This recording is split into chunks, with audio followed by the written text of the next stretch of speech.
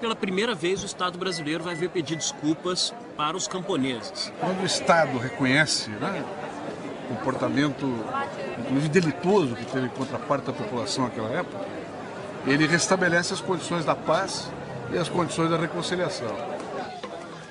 É notório que o episódio da guerrilha tem muita pouca documentação oficial e que, portanto, contar essa história é um resgate da nossa própria memória, é importante e é um reconhecimento público de que essas reparações são devidas e de que o nosso país ainda tem muito a fazer para recuperar a sua história e a sua memória.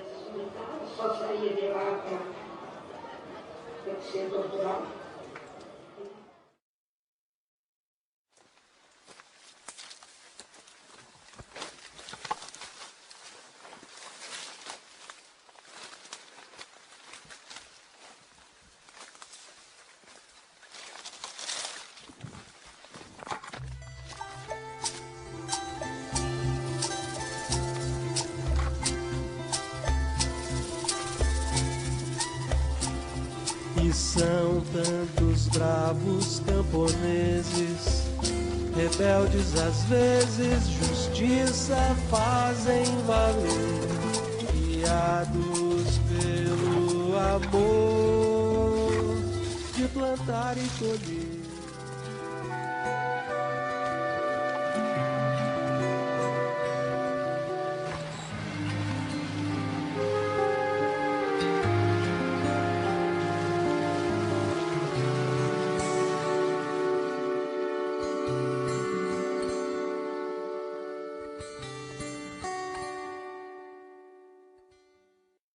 Eu vim pra cá em 60.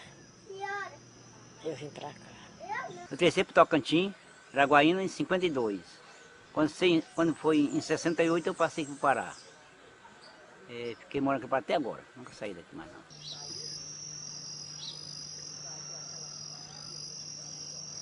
Quer dizer, que foi no tempo do... Eu que era o governo nesse tempo. Castelo Branco, não era o Castelo Branco, era o Juscelino, quando eu cheguei para cá. A minha mãe já tinha vindo na frente. Meu pai comprou uma terra aqui no Pará e eles vinham com a mudança, ele adoeceu na viagem, voltou para Araguaína, ele faleceu. Mas um ano depois ela veio para assumir e ficou aqui em 64.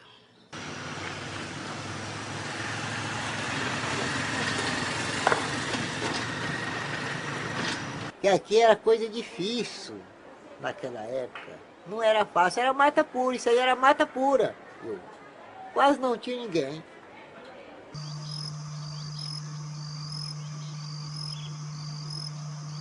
Ali eu nasci ali, já saí já molequinha, nós fomos parar no Bom Jesus. Só que nós não morávamos no povoado do Bom Jesus, nós morávamos num tal de Cotovelo. Cotovelo assim porque vai quem quer, sabe? Aí da lagoa, nós viemos lá para a beira da fortaleza. Aí moramos lá um bocado de ano. Aí fizemos muita fartura. Lá nesse tempo não tinha dono de terra, lá a gente tirava o tamanho que a gente queria. Só aberando um garapézinho e pronto. Tocava a vida que queria, não tinha perseguição na sua vida.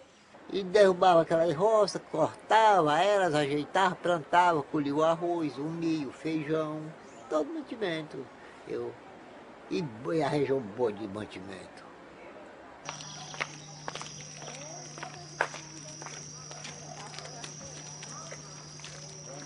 Eu vim para cá em 71, já morava em Imperatriz, e saí de Imperatriz, vim aqui para São Domingos do Araguaia. Eu morava num centro de mata. Então depois que eu passei, eu estava com dentro de 3 anos lá nessa terra, foi que chegou um outro vizinho para lá.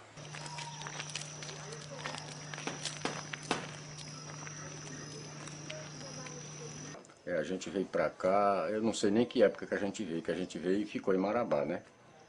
Eu fui vendedor de geladinho em Marabá, pequeno. Eu nasci na roça, né? Criado junto com meus pais, trabalhando na agricultura e também meu pai, através da minha avó, né, mãe do meu pai, que morava na cidade de Marabá, e deu uma oportunidade para a gente morar com ela para estudar, né?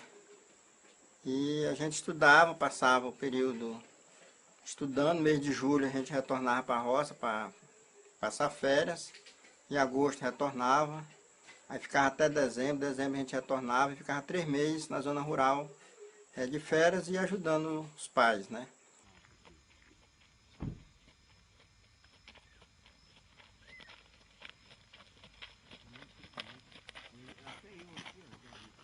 Eu vim através da Transamazônica, abertura da Transamazônica, a busca de terras.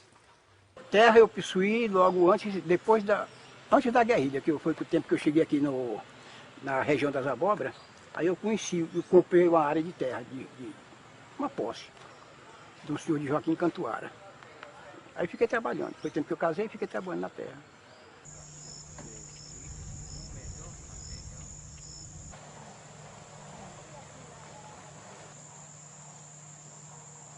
Vim pra cá, aqui naqueles tempos, o pessoal mexia com castanha aqui nas matas, era com tropa de burro. Eu tinha umas tropas de burro, se ganhava bem dinheiro, eu levei minhas tropas pra cá e fiquei trabalhando aqui no Castanhal. Trabalhei na borracha, trabalhei na castanha, trabalhei no garimpo de diamante, que aqui no Rio deu muito diamante na época. Trabalhei em garimpo de cristal.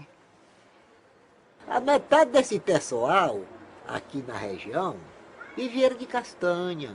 Era castanhais grande, aí eu conheço castanhais grandes aí nessa mata aí, que era de gaitapado, que quando era na época da castanha, o camarada entrava para dentro, dali ele fazia a roça dele, tranquilo. Eu toda a vida trabalhei de roça, brocando roça, derrubando marruarido. Todos que vieram para cá, vieram com essa atitude de explorar a terra, viu? E todos eram pessoas pobres. Viu? Essa ressaca aqui, isso aqui era só gente que realmente, quer dizer, foi realmente quando acabou o garimpo de Apinagé, eles ficaram por aqui, quando acabou o garimpo quer dizer, surgiu o garimpo de Itamirim, eles ficaram por aqui, acabou o garimpo da Matrinchã, quer dizer, eles ficaram por aqui, que inclusive, segundo informações, quando o Oswaldão chegou lá ainda existia esse garimpo.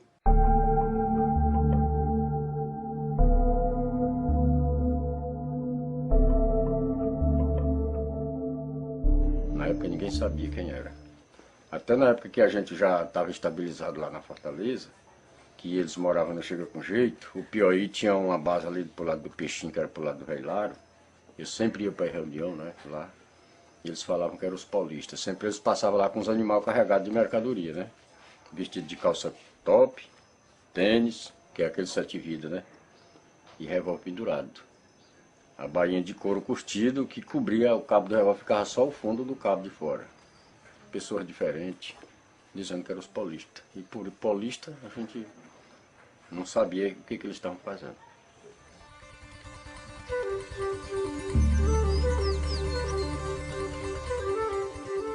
Há muito tempo ele já morava lá. O nome do lugar dele chamava Chega com Jeito. Ele nunca bulia com ninguém, ele fazia compra aqui na rua, voltava no animal dele, tocava a vida dele pra lá. Ninguém bulia com ninguém, ele não bulia com a gente não bulia com ele. Você sabe que na roça, no campo, assim, o vizinho não é tão perto, é sempre distante. E só final de semana que vizinho tem direito de visitar um outro vizinho, às vezes ainda tem que sair para o comércio para comprar a feira da semana. Nossos vizinhos lá na época era o pessoal que era da guerrilha, né? Que era, a gente conhecia eles pelo nome de guerra deles, né? Que era o Zezinho, a Alice, Dona Maria, o Joca, o Zé Carlos, o Alandrino. Teve outros, né? A gente conheceu lá, que morou lá próximo, né, à casa do meu pai como vizinho, né?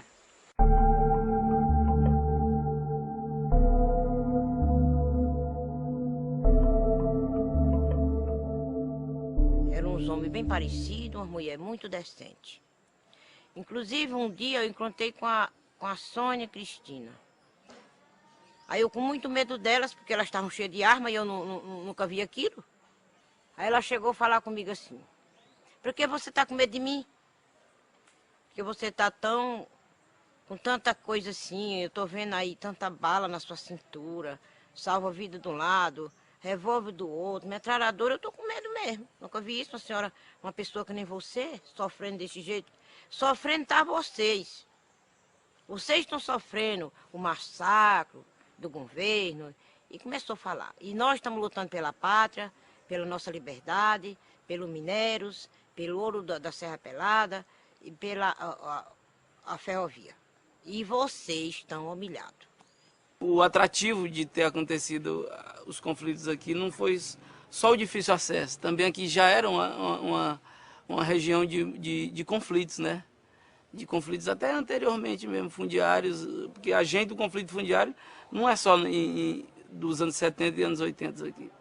Anteriormente já tinha também. Eu acho que esse contexto social, essa movimentação social levada ao conflito pelo direito, pelo que é escasso, como diz alguns autores, também atraiu o pessoal do PCdoB a vir para cá.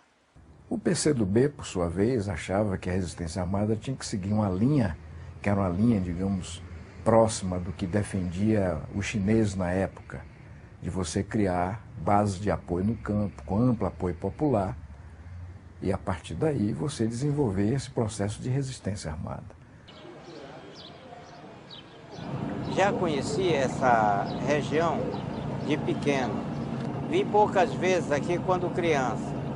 Não imaginava que em 1968 eu ia voltar aqui junto com outros companheiros para lutar por liberdade. O comando da guerrilha tinha no seu comando uma comissão militar e um grupo de comando, né? A comissão militar é como se fosse um pleno de um comando, digamos assim, né? Essa comissão militar é baseada exatamente nas experiências guerrilheiras de outros países. Essa comissão militar, ela tinha um grupo de comando e uma comissão que era composta de várias pessoas. Quem digamos assim, tinha o controle político ou, em termos da hierarquia do partido na época, né, o papel político de comandar essa comissão militar era a comissão política do partido. Comissão política que tinha como centro João Amazonas.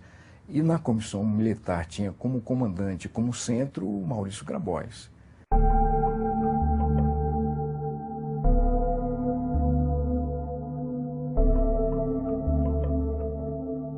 E junto ao Grabois você tinha figuras também de respeito, como João Amazonas, como Elza Monerá, como o próprio Ângelo Arroio, até o próprio Oswaldão, né, o João Carlos Haas também, né. Todos eles, evidentemente, eram figuras destacadas, quadros experimentados, né. Mas o Grabois tinha uma característica, né, que o tornava também assim, diferente, essa capacidade intelectual e a condição de liderança, né? E isso fazia talvez dele um personagem que pode e deve ser destacado quando nós falamos da guerrilha do Araguaia. A época dos fatos, Xambioá, dentre as cidades de São Geraldo e São Domingos, Xambioá era a cidade que oferecia, creio que, aquilo que os comunistas procuravam. Por exemplo, eles vieram para a região disfarçados de compradores de terra, de compradores de castanha, de pessoas que iam trabalhar no campo, né? E certamente, com o decorrer do tempo, eles iam precisar de ferramentas, eles iam precisar de botinas, eles iam precisar de remédios. E Xambioá já tinha muito, assim, não satisfatoriamente, mas tinha algo que atendia a eles. Eles tinham era fartura, meu amigo. Eles tinham a banana, eles tinham mandioca, eles tinham o inhame, eles tinham de tudo. Tinha o arroz, tinha o milho, tinha o porco, tinha a galinha, tinha tudo. Eles não eram pessoas de andar amolando um e outro por nada, não. Vendia legume para eles, eles compravam. Eu mesmo tropiei muito carregando carga para eles, viu? Eu tinha uma tropinha de jumento, não era cavalo, não era jumento, né? Eu tinha 3 jumentos e carregava aquelas cargas para eles compravam da vizinhança, dentro da mata, do pessoal, negociando. Hoje em dia eu vendia medicamento, e comprava, ou comprava o legume, recebia legume, muitas vezes comprava mesmo o legume e trazia para vender no Xambeuá. Eles tinham negócio, eles tinham comércio, eles compravam, eles vendiam. E o pessoal ia lá direto, fazer compra, vender. Na época aí o povo vendia babaçu, coco, né?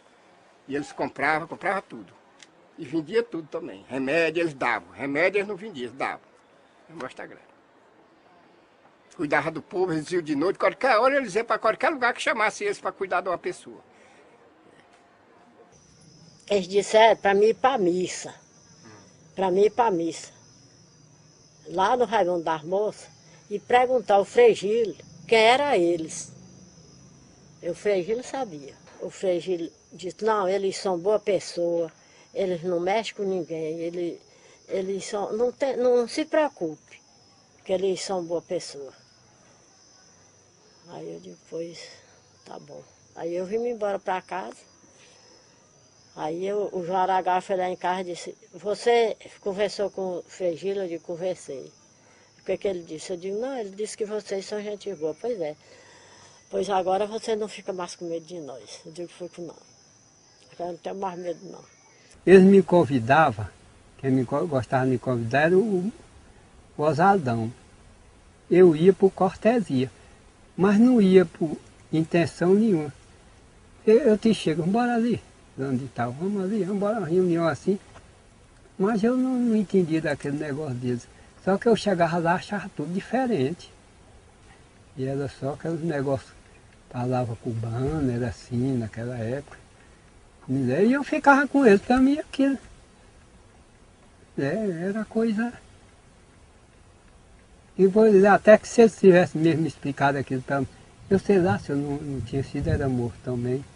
Gostei muito deles. Depois arrumou um pouco, mas porque foi o jeito, né? Gostei muito deles, uma pessoa boa, deram muita atenção. Era um pessoal que não entendia de nada daqui, da região, nós ajudamos muito eles. Ajudamos eles a trabalhar de roça, eles pescar, mariscar, caçar com nós. Foi minha mãe que ensinou eles a fazer o beiju, da tapioca, né? Meu pai ensinou eles a pescar, né? A caçar, todas essas coisas, andar de canoa, né? No rio. Tudo foi meu pai que deu uma certa orientação. O primeiro que veio foi o velho Antônio Félix, veio lá em casa. Me dizer que tinha chegado uns polistas, não chega com jeito. E o enfermeiro, arrancador de dente, fazedor de dente. Lá, eu digo, pois eu vou precisar deles, que eu tenho meus dentes tudo podre. E eu, como eu vivia também na cidade para estudar, fiquei mais ausente, mas quando eu vinha para cá, a gente também tinha um entrosamento com eles, né? A gente tinha um campinho de futebol lá, que a gente jogava bola juntos, o Zé Carlos gostava de jogar bola com a gente lá. E eles gostavam das festinhas da região, dos festejos local, tudo isso eles faziam parte, né? Junto com a comunidade, era um entrosamento muito bom. A convivência dos guerrilheiros com os camponeses, os moradores da região, era uma convivência saudável, porque todo morador gostava dos guerrilheiros, né? Que na época chamavam polícia, né? Porque eles tratavam das pessoas, tinha muitos médicos, eles tratavam até de leixo manioso, leixo seco, eles tinham toda a estrutura, tudo inteligente, né? E muita gente, abaixo de Deus, eram os guerrilheiros que curavam as pessoas, porque não tinha médico, onde ia achar médico. Naquela época, por exemplo, nessa região nossa aqui do Araguaia, a gente não tinha nenhuma assistência, uma assistência pública, né, de prefeitura, não tinha médico, não tinha essas coisas. E na verdade eles davam apoio, né, quando as pessoas adoeciam, né, e eles tratavam. Aliás, nem só para nós como mais próximo, como ali, por onde a gente conhecia, eles serviram muita gente, né, na saúde, na doença, né, ajudava. Naquele tempo a doença maior assim nos pobres, se não fosse um acidente de facão, de bicho morder, era a malária. Eles tratavam as pessoas, né, com medicamento da malária e ajudavam a extraição de dente, Não precisava, até parto elas faziam, né? Inclusive a Dina até ela fez parte de uma mulher minha, de uma filha minha.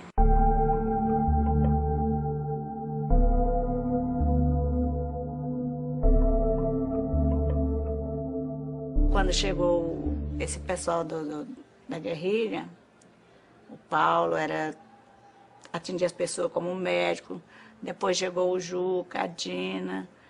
Aí eu morava, a terra deles era divisa com a nossa, aqui no Pará, e a gente já morava há mais tempo. Os vizinhos da região vinham para fazer tratamento com eles, quando precisava ficar voltando para retorno, aí ficava na minha casa. Minha casa era assim, como que fosse quase um hospital.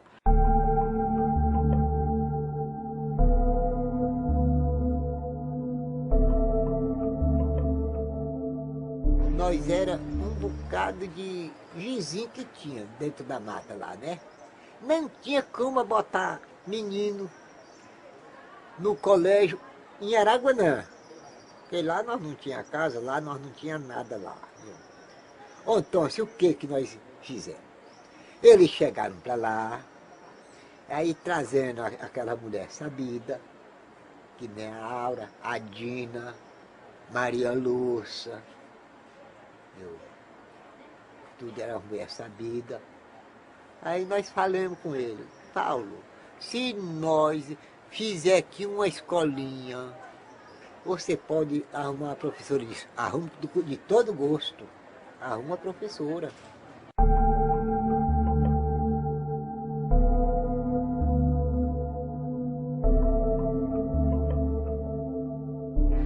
Aí nós juntou nós dois, fomos no mato, cortamos pau, cortamos as madeiras, ficamos, tiramos a palha, cobrimos o colégio, rachamos as taúbas, tiramos enchimento bom, estaqueamos de redor todinha. No dia da botação do barro, amassamos o barro, no dia da botação das paredes, aí foi que ajuntou, deixando para um dia de fim de semana, um dia de sábado. Aí veio o Paulo e veio o finado, e veio o Juca, que era doutor, nos ajudar. Aí nós barríamos tudinho num dia, o colégio. E aí a Aura, que era mulher do Ari, deles mesmo, continuou lecionando. Nós ainda pagamos um ano e pouco. Aí foi o tempo que chegou esse pessoal lá dizendo que eles eram até terroristas, caçando e os homens se espalharam no mundo. E aí eu não sei se era terrorista, porque eu não tinha letreiro na testa. Eu não conhecia, porque eu não sei nem o que diabo é terrorista no mundo. Lá na nossa região nunca nem tinha visto ninguém falando desse povo de terrorista dentro do nosso Brasil. E aí, essa história de terrorista, mas terrorista, eu acho que eles não eram terroristas, porque a fala deles não era enrolada, era fala brasileira igual nós. E eu acho que no nosso Brasil não tinha não tem terrorista. Aí a gente entrosou junto com eles, e aí que a gente conversando, e eles falaram o que estavam fazendo lá. O Nunes puxou essa pauta, e o Orlandinho, que ele estava estagiando, estava fazendo assim um tipo de ser o lado do pequeno, porque sempre o pequeno era escravizado, que naquela época era ditadura militar, né?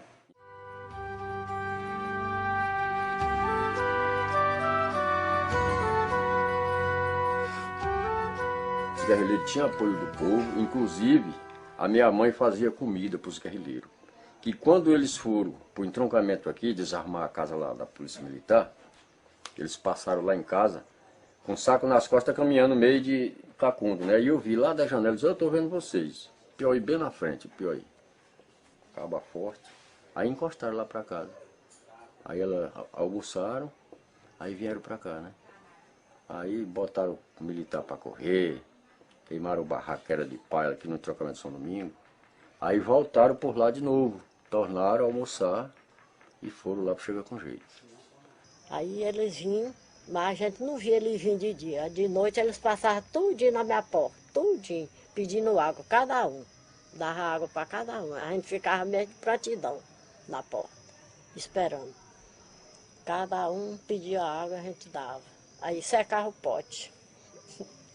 Aí eu digo, amanhã enche de novo, quando ele voltar, tá cheio. Nós tínhamos amizade, lá era... eu comprava castanha, comprei muita castanha na mão deles, trocava em mercadoria, era assim, nossa relação. Então a gente arranjava o peixe, a caça, e eles andavam com a gente pelo mato, caçando, eles queriam saber da mata, queriam saber do rio, queriam andar com a gente. Depois compraram motor e nós andávamos com eles no motor, para lá e para cá, para Marabá, para todo lugar, a gente andava com eles, ensinava, porque eles não sabiam daqui da região, sabe? E eu acompanhava eles toda a vida.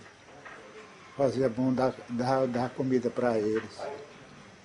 Ia deixar de comer para eles muito dentro, na mata aí, ó. De noite. Só se eu fazia, que você vai me deixar em lugar fulano assim, assim. Eu pegava ele de noite. Levava, atravessava de noite aí por dentro da mata. Matava cobra, comia cobra assada. Tudo nós fazia com ele. A gente estava em casa, boca da noite, almoçando, jantando, quer dizer. Quando eles chegavam, uns 30 pessoas, chegavam aí. Aí não corre ninguém, não faz medo de ninguém. Ninguém tinha medo deles. Aí eles, não, é porque nós queremos comer. Aí o pai dizia, pois pode comer. Aí eles iam lá nas panelas, uma vez meu avô, até um jabuti, mordeu uma pimenta, passou, foi hora bebendo água. É, uma tal de pimenta ou de peixe. Aí ele ficou por lá e vazou. Levou até uma lamparina minha de plástico, vermelha. Sumiu do mundo. Tocaram a vida deles. Aí que eu estava lavando vasilha ali, fazendo janta. Aí que eu arribava a vista, chegava para assim. Eles tudinho. Aí vinha lá para casa, aí não, eu vim para cá para nós conversar à noite. Aí eu fazia a janta, nós jantávamos. E aí a Cristina ia ler romance. Romance, que tem um romance que diz assim, quem não acreditar, corta o pescoço com facão e leva nos caldeirão. Eu ainda sei isso ainda me lembro. Inclusive, eu tinha um romance que o Nunes me deu, que ele escreveu na mão, né, um caderninho pequeno. E esse romance eu deixei na paia da casa, que o exército queimou a casa, com paiol de arroz e tudo. E esse romance, foi até feito um romance aqui em Marabá, mas não é do jeito que estava o romance lá. E um pouquinho do estrofe eu ainda me lembro ainda do romance. Ele dizia assim, ó, vou falar sobre o Brasil da pior situação, do Caponesca do Norte, que sendo valente e forte ainda passa aflição. Aí se um eleitor me vê mentindo, pegue a língua, corte a facão, jogue dentro do caldeirão para ser frito e óleo quente e comido pelo cão. Aí tem mais estrofe que fala nos castanheiros também, né? Nos castanheiros, nos trabalhadores, que na época o patrão botava o trabalhador para trabalhar e no final pagava com uma bala de 38 ou então tiro de 20. E que tinha os pistoleiros na região, né? Então eles eram contra isso, não existia isso. Em maio de 73, eles me apareceram lá no meu barracão. Piauí, João Araguaia, Sônia, os três. Lá foi que eles realmente vieram dizer a finalidade deles. Até o momento eu não sabia. Mas o exército já tinha dado a primeira emboscada. Eu perguntei para ele assim, mas rapaz, mas vocês ainda estão aqui? Pensei que você tinha ido embora da região aqui. Que eu nunca mais vi falar.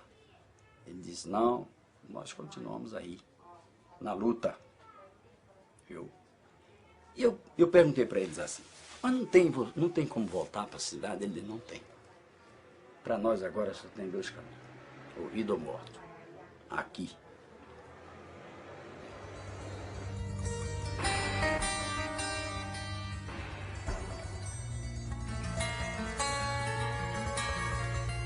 Aí foi o tempo da guerra, aí ficamos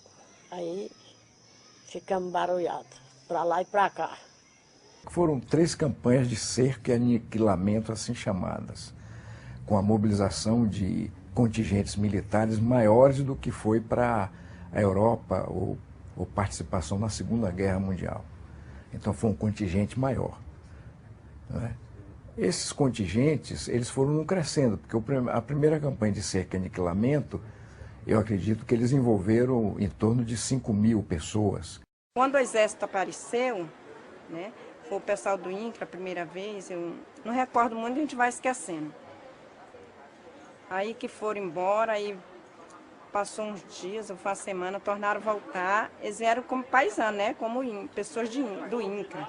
Aí voltaram. Quando voltaram foi para o exército, pegaram meu pai. Ficaram uns 8 dias lá dentro de casa, procurando saber. Já os paulistas tinham corrido, já tinham ido embora para lá, tinham sumido tudo, sabe? Quando eles chegaram lá. Aí quando eles já resolveram sair, me levaram. Seu Eduardo, você vai até Marabá contar uma história para aquele pessoal. Sei que o pessoal é.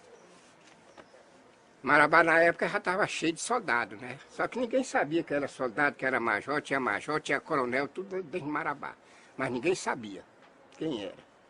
Eu passei a noite conversando com esse povo, mas eles não disseram quem era, e nem eu sabia com quem estava conversando. A gente não sabia se estava vivo, se estava morto. Aí desespero na família entrou. Aí voltando, antes disso, o pessoal lá, os paulistas, começaram a sumir, né? Como foi o sumiço deles? Que passaram, acho que foi o Joca, ou foi o Zé Carlos, mas a Dona Maria passou para a mãe, que iam morar no centro da mata, né? Tinham tido a terra lá, tirado a terra e iam para lá. Aí a mamãe dizia, vocês vão deixar saudade, quanto tempo, né? Deixar a gente. Não, mas a gente volta. Na primeira vez, eles contavam com um contingente não muito grande. Na medida em que eles foram descobrindo as dificuldades que teriam, esse contingente vai aumentando. Mas esse aumento é um aumento mais quantitativo do que qualitativo. Se baseando muito em recrutas. Ou em soldados que não tinham experiência no combate à guerrilha. Isso leva a que muitos deles, ao entrarem na mata, ficassem assustados, preocupados, porque eles não conheciam a mata e não sabiam quem eles iam enfrentar. Quando foi às 6 horas da tarde, foi a hora que chegaram os militares, já em procura deles. Aí chegaram, atacaram a minha casa lá. A hora que eles atacaram lá às 6 horas, e foram lá na casa deles, mais um cunhado meu. Lá eles pegaram as coisas que tinham deles lá e mandaram eu tocar fogo na casa no outro dia. Aí eu fui tocar fogo na casa no outro dia, com as coisas deles que tinham tudo dentro da casa. Queimaram as casas, queimaram o legume de roça, queimaram tudo. Me queimaram, foi tudo, eu não fiquei. Fiquei com a calça cortada aqui, de carregar, ajudar a carregar saco de bala nas costas, dentro da mata, que eles me levavam para a mata para ajudar a carregar saco de bala. Calçado numa botina velha, um facão velho de pendurado de um lado, e só foi o que eu fiquei com eles. E a mulher, eles mandaram sair 6 horas de casa, viu? Com 7 crianças, uma molinha no braço, com 14 dias de nascido. E os outros caminhando devagarzinho, foram para a casa de outro vizinho, e eles largaram fogo na casa, queimou tudo. 6 horinhas mandaram eles sair, que disse que iam fazer uma visita lá na casa federal. Foram lá avisar que era para sair da casa, viu? Largaram fogo na casa, queimaram com tudo que tinha dentro, não foi tirado nada, só as crianças, a mulher com as crianças, que são com a panela de comida fervendo na cabeça para dar de comer as crianças lá, com 14 dias de resguardo. Aí quando foi 6 horas da tarde, eles passaram. Os militares passaram de volta para saber se tinha tocado fogo na casa. Chegou lá que viu a casa tocada fogo, passaram lá em casa. Se você tocou fogo na casa, toquei, nós passamos por lá. Aí ficaram frequentando a casa toda a vida. A terra lá onde eles moravam, e rodeando a minha casa, diretamente, porque o setor que eles moravam era ali, né? Eles ficaram andando. Aí nós fomos, eu fui mais ele. Aí chegou lá ele comprando madeira, arroz, cereais, né? Mais que nada, ele estava fazendo uma rastreação. Ele do exército. Aí passado uns 8 dias, eu desconfiei do Nonato e disse, Nonato, tu não é comprador de madeira não, e nem de arroz não. tu é qualquer coisa aí que tu tá fazendo uma rastreação. Mas como, moleque, tu vai dizer isso? Eu digo, eu sei. Aí ele me falou que era do Exército, que estava fazendo aquela rastreação e me contou a história, né? Era mandado pelo governo federal, então eles já faziam uma limpagem lá. Os militares chegou o Nonatão. Chegou lá em casa gritando de casa. E eu estava arrumando minhas meninas lá dentro. Aí ele gritou de casa. Aí eu disse, sou de fora. Cadê o marido? Eu digo, não está. Ele foi para o São Domingo, ontem foi sábado, hoje é domingo. E eu estou me arrumando para ir para lá. Aí eu saí. Aí ele disse, pois aí você vai atrás dele. Aí eu disse, vou nada, não vou não, nunca andei atrás dele. Não vou atrás dele não. Aí ele vai, eu digo, vou não. Vai sim. Aí eles meteram as armas em mim. Aí eu disse, ai meu Deus, o que foi que eu fiz? Que vão me matar. E eu e minha filha para criar. Aí eu peguei a chorar. Aí nessa, a gente já me derreteu toda. Aí eu digo, ai meu Deus, agora eu estou morta. Aí saí com a neném chorando e gritando, ele, olha, cala a boca, o povo da mata está por aí. Eu digo, eles não estão aqui. Eles não estão aqui. Tá, eles estão por aí. Eu digo, então não. Se esse povo atirar em nós aí, a primeira quem vai matar é você. A primeira que vai morrer é você. Nós vamos lhe matar. E eu digo, meu bebezinho, também. Vai matar todo. Vocês duas. Aí volta lá, acaba com o resto lá e nós morremos, mas vocês morrem também. Aqui na igreja, que o primeiro passo que eu vi errado, que os soldados fizeram, foi massacrar o padre Roberto com os olhos dele aqui. Eles quiseram arrancar os olhos do padre Roberto com o dedo. Era da cor dessa máquina, isso aqui é ao redor do olho dele. A coitada da Aura disse que mataram, só por notícia, mas que eu não vi mais esse pessoal. Só vi então o dia que eles saíram. E vi a judieira que eles fizeram comigo, que acabaram com o que era meu. Mas ele disse, você está preso. Eu digo, é. Aí que é o mais certo, porque preso eu já estou. Aí me levaram para uma cadeirinha lá ali no Xambió, aquela em Ribeirão Alto que tem lá. Aí lá eles me olharam demais no meio do rio, rapaz. Pois é, de perguntar se eu não tinha medo de morrer, eu digo, se ser para morrer, eu já estou morto. Eu acho, eu não estou falando né, do Exército, mas eu tenho para mim que o Exército terrorizou mais.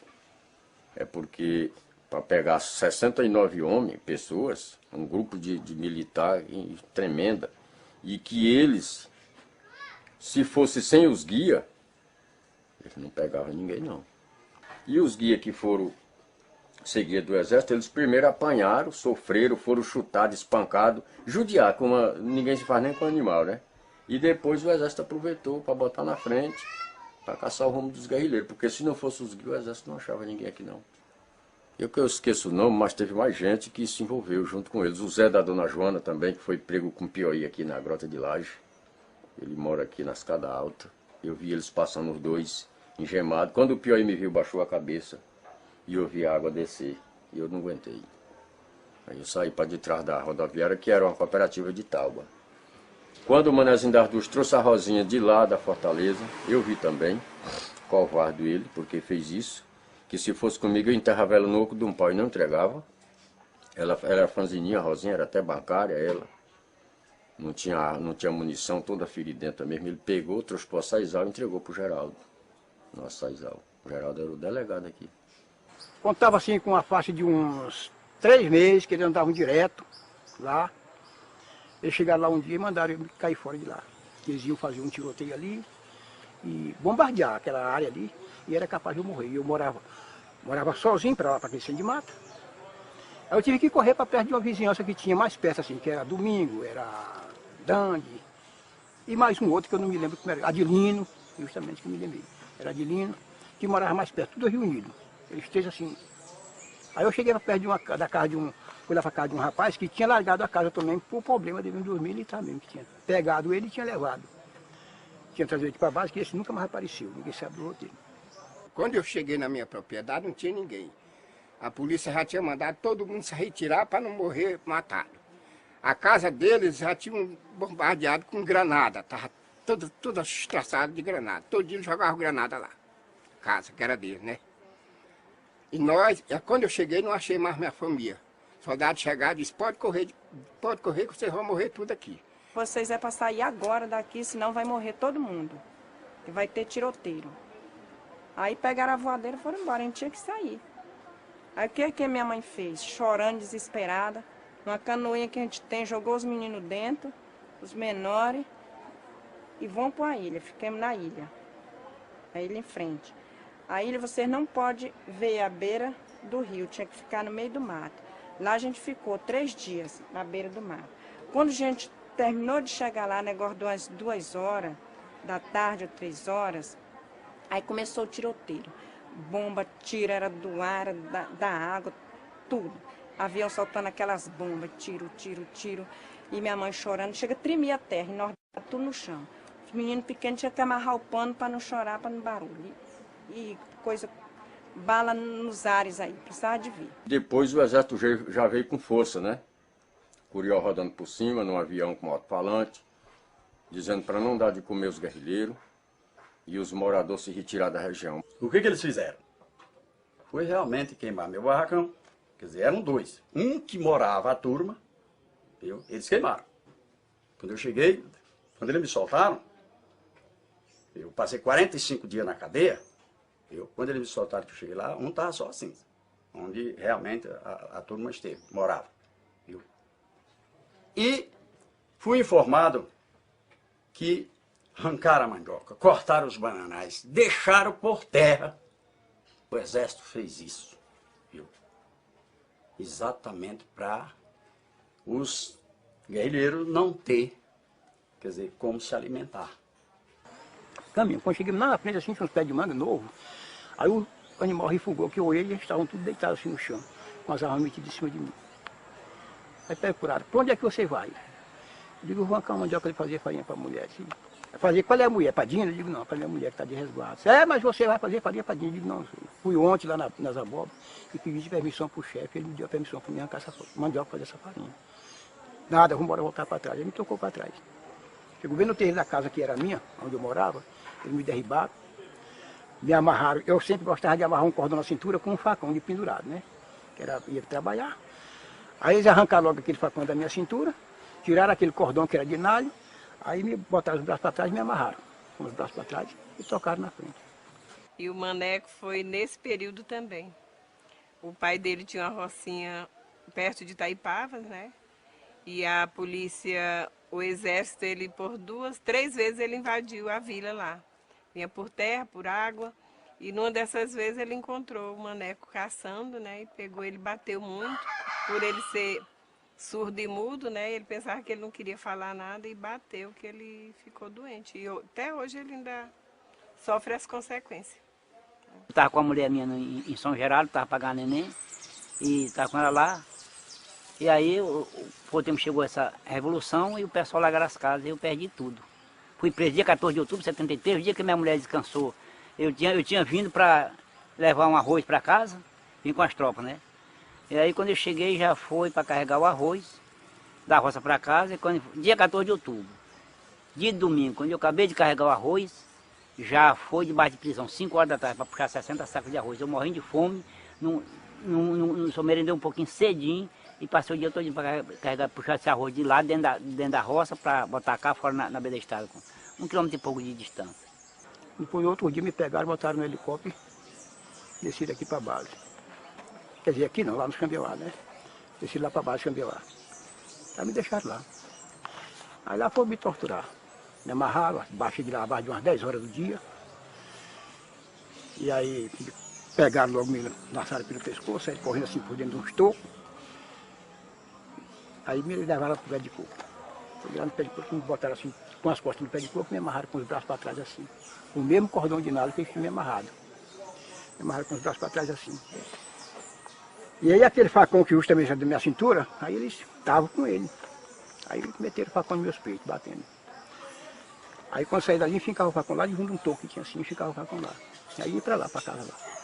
Aí tava por lá, tava, quando era mais tarde eles vinham, chegava, tornava me bater. Eu só esquentando, deu às 10 horas, eu só foi esquentando, tinha um formigueiro de fogo assim no pé do coqueiro, e o adubo que eles botavam lá pro formigueiro era açúcar, que era para juntar muita formiga, né?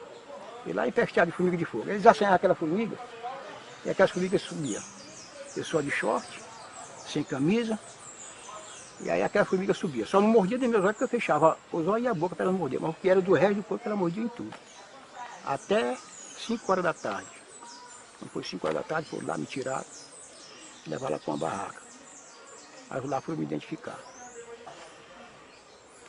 Para mim dizer o que eu tinha feito e o que eu tinha visto os outros vizinhos fazer. Eu digo, não, o que eu fiz, nada. E os vizinhos, eu digo, também os vizinhos nunca vi fazer nada. Aí o pau quebrava de novo. Viu que eu não dizia nada, que eu não contava e nem aumentava a conversa, que eu não tinha visto, e nem falava dos vizinhos, aí me botaram choque. Botaram o choque na orelha, no beijo, em todo canto do corpo eles botavam. Né? Dava aquele choque, aí eu, quando tirava aquele choque, eu tornava a contar a mesma história. De maneira que até assim, abaixo de umas 6 horas, aí me levaram lá para um curral. Cerca de arame, assim, arrodeando assim o chão, assim. Uma área de chão. Tinha um pé de coco dentro. Aí quando eu cheguei lá, estavam os companheiros, um bocado. Tinha, parece a barra de uns 20 homens lá dentro. Lá deles tudo machucado, como bem o Zé Novato, que esse já até morreu. E assim foi 5 dias de taca, choque, afogado em tambor de água. Quando nos 5 dias, eles viram que eu não encontrava outra história. Aí o cara, que justamente é o que dava choque, ficava lá dando choque na gente, assim, pega aquele negócio lá e bota aí, que é já que ele conta. Já ele conta, ele descobre. Ou então morre. Ele pode matar, vocês podem matar. Mas eu só conto o que foi acontecido. Outra coisa eu não conto. Aí eles foram lá, vieram aqui por mim e colocaram aqui na minha cabeça. Colocaram aqui e começaram a apertar. Começaram a apertar e eu vi a cabeça, parece que ia esticando, né? Eu digo, não, pode matar. Vocês querem matar, pode matar. Eu estou aqui na mão de Deus e segundo na mão de vocês. Vocês é quem sabe o que pode fazer. Eles acocharam e foi tempo que entrou um altão, fogosão, assim, epa, pode tirar. Aí tiraram. Não botaram pro curral. Também desse dia não me torturaram mais. Só esses 5 dias que torturam. Terror quem fazia foi o exército brasileiro naquele tempo. Que veio mandado. Ele acabou comigo, acabou com minha saúde, acabou com meus dentes, acabou com meus braços. Meu braço só vai até aqui, daqui para diante não aumenta mais, não vai mais. Passei 45 dias preso. 30 dias foi de sofrimento. Eles estavam me julgando como terrorista, né? Eles me jogaram no chão, botaram choque aqui nele, em todo canto. No embigo, em todo canto. Me queimaram de cigarro, botaram o cigarro nele, até quando o cigarro apagava, cigarro manso, até quando ia apagar. Fiquei todo borbulhado. E minhas orelhas ficou todo roxa, muito tempo. Minha cara ficou preta de tiro, que eles me deram um tiro na cara assim, pertinho assim. E queimou minha cara toda de fogo, mas que não tinha nada dentro, não. Tinha só, acho que era só o cartucho carregador. Fizeram eu cavar buraco para me enterrar vivo. Cavei o buraco até quando chegou aqui assim. Aí, por sorte, chegou a cabeça de um lá e botaram para lá. Ficou lá. Aí me livrou. Deus me livrou. Ele foi uma judiaria feia. O Federico ficou preso 60 dias. Que levaram ele para o Amapá. Do Amapá, levaram para o campo de avião, que ele foi de avião, para Araguaína. Aí, lá deram choque nele. Judiaram com ele lá, aí levaram para Araguaína. Eles me pegaram, me deram choque elétrico, e eu passava muita fome também. Pegava nós, botava em cima de uma lata e acabava passando rasteira assim. Acabava se xinguer lá no chão. Lá.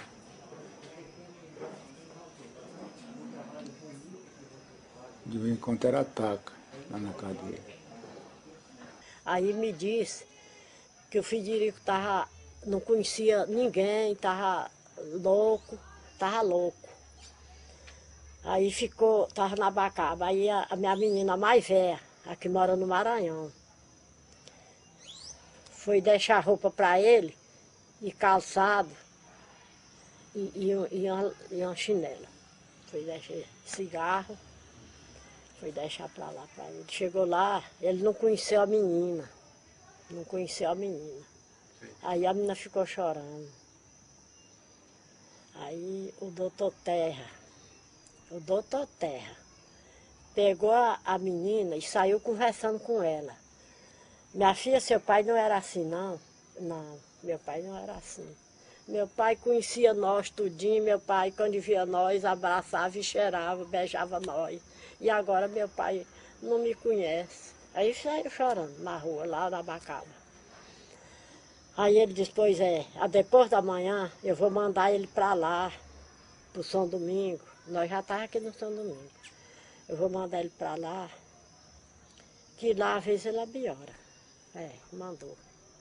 Mandou para cá. Aí ele ficou mais doido. Aí ficou mesmo ruim mesmo. Teve pessoas que negaram que não via guerrilheiro, apanhou muito. Mas não todos foram presos. Mas eu digo assim, todas as pessoas que estiveram na região do Araguá sofreram a repressão do exército. Porque quem tinha terra foi obrigado a largar. Teve mulher que só com a zoada dos tiros perdia a criança. Entendeu? Aqui, ó, pai perdeu filho perdeu pai na guerrilha. Foi um sofrimento que não dá nem para entender.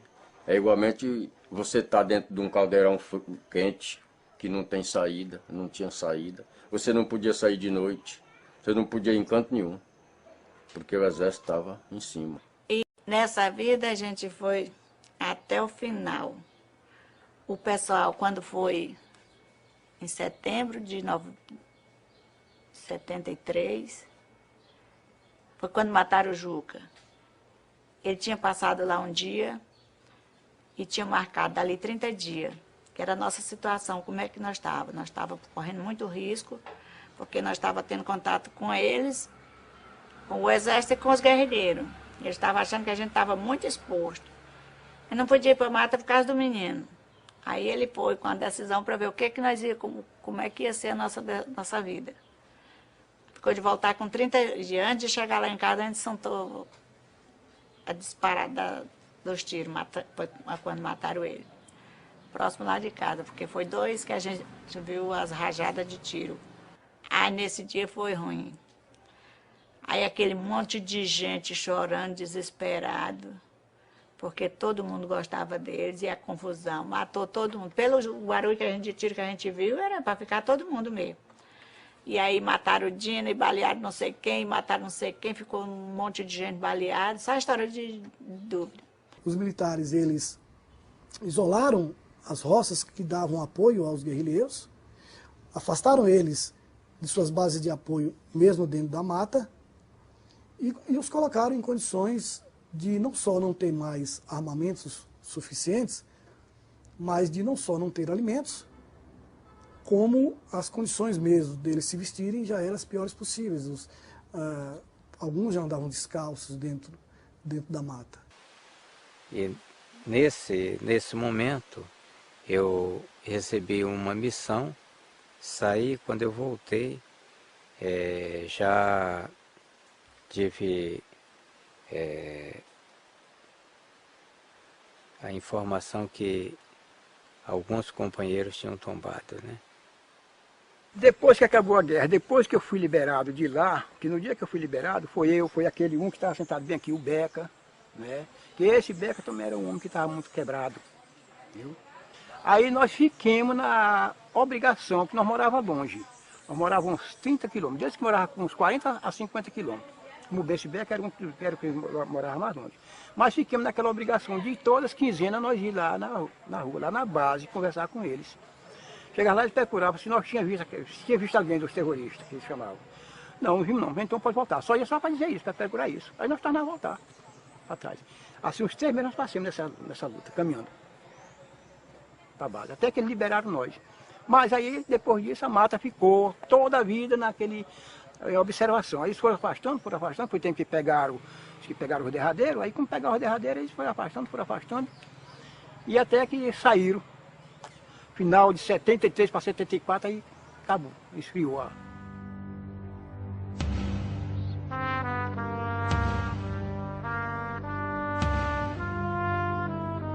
Até quando a gente achou que tinha acalmado um pouco a guerrilha, o próprio pessoal do Exército Uma vez que encontrou com meu pai, deu uma certa segurança, que ele podia voltar, que ele podia ir lá, arrumar as coisas dele e tal. Mas ninguém ficou confiante, né? Porque a gente ouvia sempre tiroteio lá nos arredores, né? Aí, nesse dia lá, a gente foi para lá, para trabalhar lá, arrumar Meu pai tinha colhido bastante arroz lá, e estava lá jogado lá, né? A gente foi para arrumar lá. E na vinda para casa, do almoço, a gente, o Sabino encontrou a granada no chão, né? Estava no meio da estrada lá, do lado da estrada. Ele pegou a granada e levou para onde eu estava. Ele mostrou primeiro para o seu Raimundo, foi a pessoa que ele passou primeiro. O seu Raimundo mandou que ele jogasse fora, que ele não sabia o que era. Aí ele passou e chegou onde eu estava. Eu estava esperando por ele na estrada. Aí ele diz: olha, Laura, que eu achei esse negócio aqui ali no chão. Aí eu recebi da mão dele, né? E fiquei com ela na mão esquerda, olhando. Né? Quando eu forcei no pino de segurança, sem saber também, eu não conhecia, né? Quando eu forcei, ela desarmou e explodiu, né? E o rapaz, o Sabino, morreu na hora, né? Pegaram o barco, voltaram lá, pegaram o defunto, o pai, a mãe. E nós ficamos, o mais velho ficou com as criançadas, que nós éramos 10, 11 com de criação.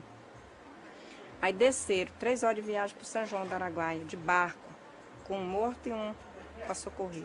Quando chegou no São João, o transporte que arrumou a caçamba da prefeitura de carregar lixo. Botou na assoalho da caçamba e veio para Marabá.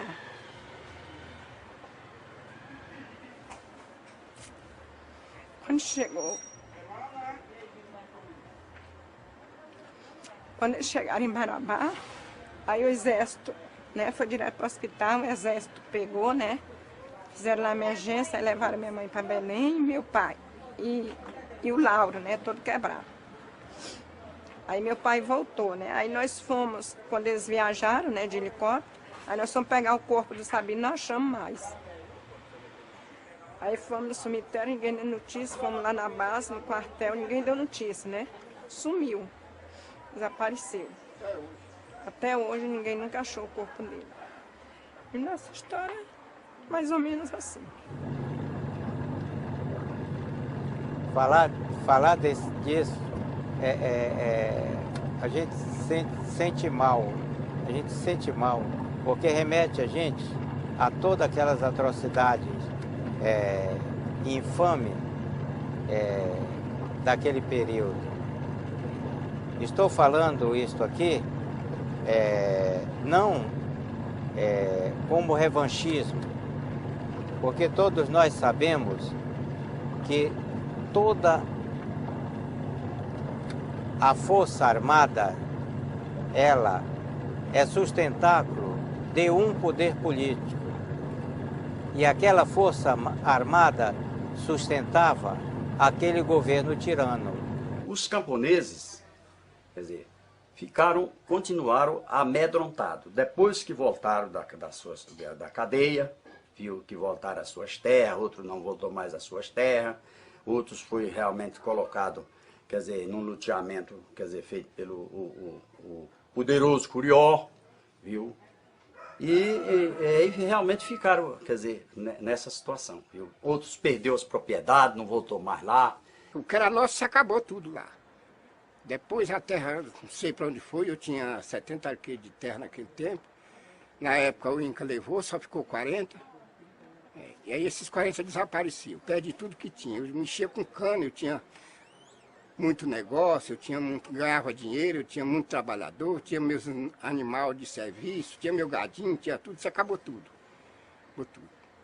Os camponeses ficaram tudo humilhados, com medo de tudo, todo mundo doente, tá morrendo direto, gente morrendo. Nunca ficaram bons, aquele pessoal que foi massacrado como eu e muitos já morreram, né? Já não é mais vivo. E os outros, como eu e outros doentes, outros doidos assim, bem tem um, tá quase doido. Você não pode ficar aqui mais não, você não pode ficar aqui nesse lugar. Eu fui procurei para ele, me diga uma coisa, isso aqui é Brasil? Ele disse, é Brasil, é. Depois eu fiquei aqui, depois eu posso ficar aqui. Eu vim para aqui porque aqui era Brasil, porque eu sou brasileiro. Se eu tivesse ficado na minha terra, naquela época, como eu estava começando, hoje eu tinha dinheiro, hoje eu tinha condição de comprar muita coisa. Mas aquilo tudo se acabou em fogo. Que tudo se acabou em fogo e se acabou em nada. E aquilo que eu tinha não era roubado, era trabalhado e ganhado ao suor. A gente ainda sofreu muito, ficou assim um vazio, uma história triste, assim uma fumaça, não sabe? Quando tem um tiroteio, não fica uma fumaça, assim era a história da guerra, aquela fumaçona, aquela solidez, aquela luta, sofrimento. Aí vem aquela história da reforma agrária, dos sem terra, a reforma agrária no papel antigamente, né? Aí vem vindo aquela história da reforma agrária, lá vai. Os políticos atuais chegavam aqui, faziam a cabeça do povo, carregavam e viver em Brasília e o povo aqui só não ataca.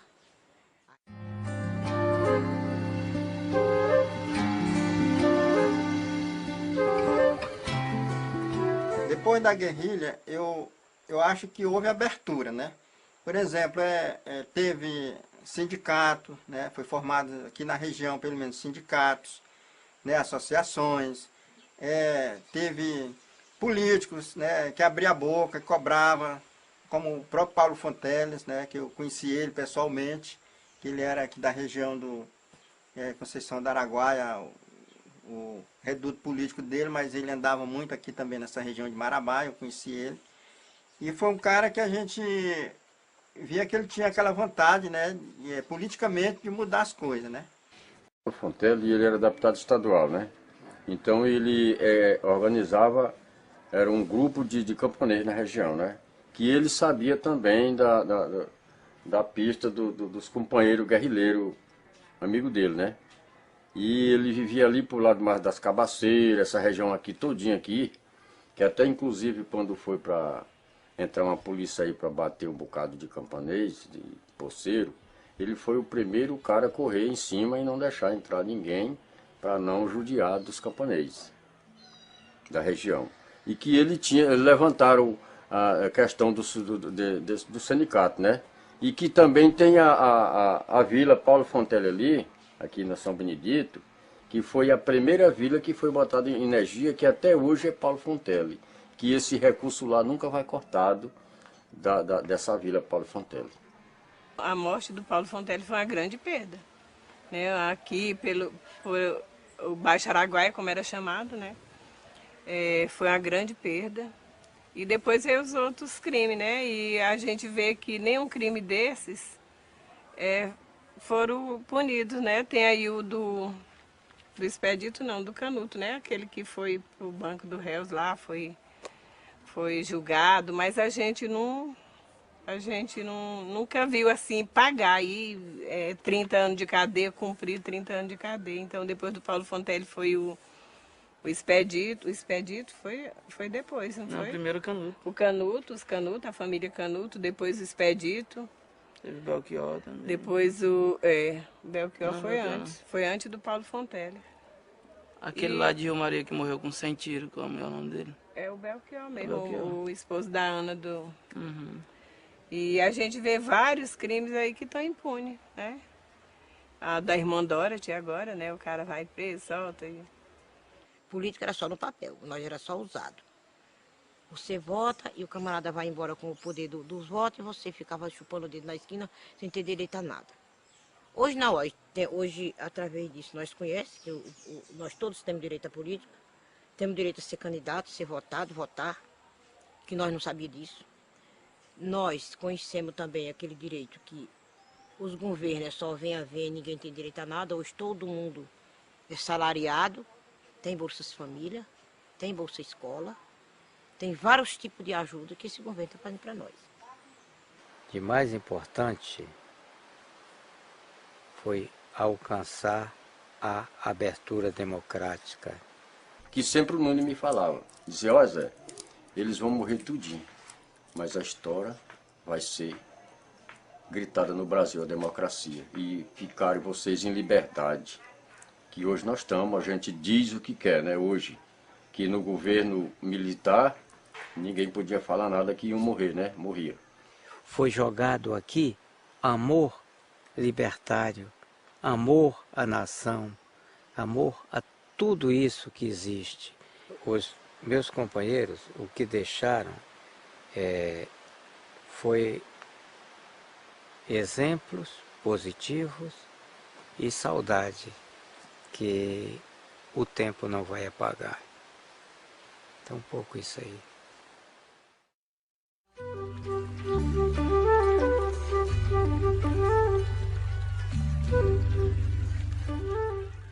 O que eu acho é que, esperando em Deus que não aconteça mais uma ou outra causa que aconteceu, né? E o que eu acho que melhorou muito assim. E ficou muito ruim também por isso, porque nós éramos umas pessoas para estar em outra situação. Se não tem expulsado nós do que nós tínhamos, do lugar que nós estávamos, nós éramos umas pessoas para estar em outra situação. E hoje nós se acha como se diz o outro, sem ter nada, por causa desse espancamento e desse escorraçamento que nós fomos escorraçados do lugar. Aí perdemos. E até hoje tem gente que não se manifesta com medo ainda. Até hoje. Com medo da repressão, que ela não foi brincadeira, né?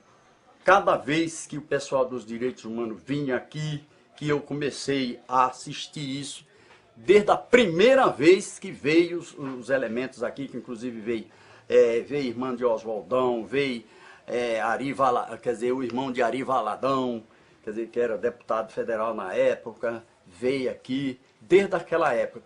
Toda vez que eles vinham, quer dizer, atrás vinha o pessoal do Exército. Aí deixa aqui, quem realmente foi envolvido aqui na guerrilha, quer dizer, não abriu o jogo. Quando eles se recolhiam, viu? Quando eles se recolhiam, e o pessoal dos familiares, aí o Exército mandava chamar. Quer dizer, os guias, os camponeses, para saber o que eles falaram.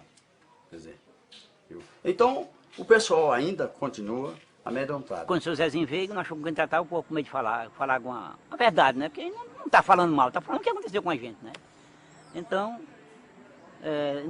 só quem deu entrada nesse negócio foi eu, que não tive medo de conversar com o Zezinho. E os outros, tudo. Agora, depois que o negócio foi se abrir para conversar. Em 2005, a Comissão da Anistia fez uma sessão em Brasília, na sede do Ministério da Justiça, onde nós apreciamos em torno de 23, 25 processos de guerrilheiros vivos e processos que foram requeridos por familiares de guerrilheiros que morreram em combate. Então, a partir do julgamento daqueles processos, abriu-se a perspectiva de julgamento de processos dos camponeses, propriamente ditos, pessoas moradoras da região, que foram vítimas também da ditadura militar.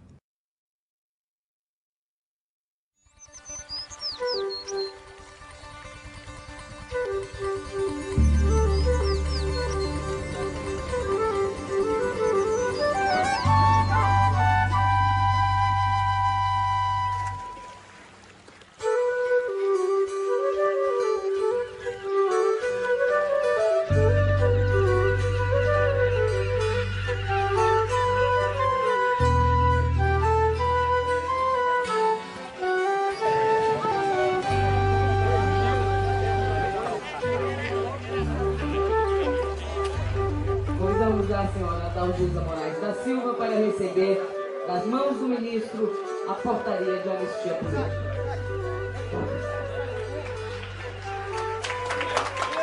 Eu fiquei muito feliz agora, muito mesmo, porque eu estou sabendo que os companheiros que começaram através da nossa ajuda, minha e do Zezinho, da nossa orientação, já vão receber também. Eu fiquei muito contente, inclusive o Pracatão, o Leó, a Madalena, o seu Raimundo, que ele tem um apelido de Raimundo Boca de Burro, uma diferenciaçãozinha que ele tem, o povo aqui tem uns apelidos doidos.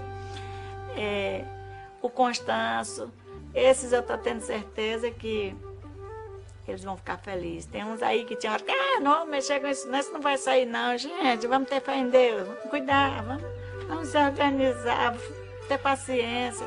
Agora eles estão muito felizes também. E eu muito mais, porque é um alívio, né? Quando todo mundo receber o que tem de direito, para mim vai ser uma grande importância. E eu vou me sentir orgulhosa da ajuda que está dando para eles.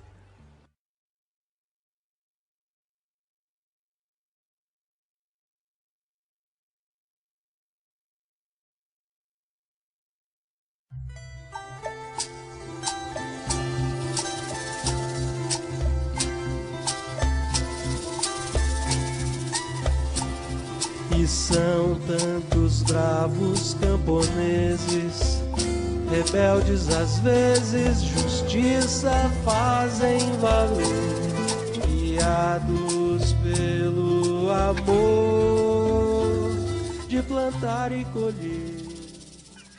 Xambioá, mata virgem escura, foi lá que no meio do mato um amigo de infância tentou começar.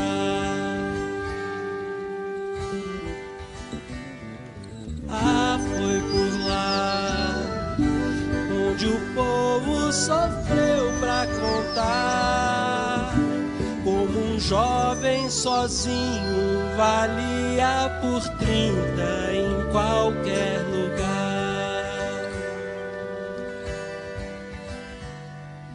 E Araguaia, rio manso pra se navegar, quando o braço da gente abraça a nascente e o novo raiar.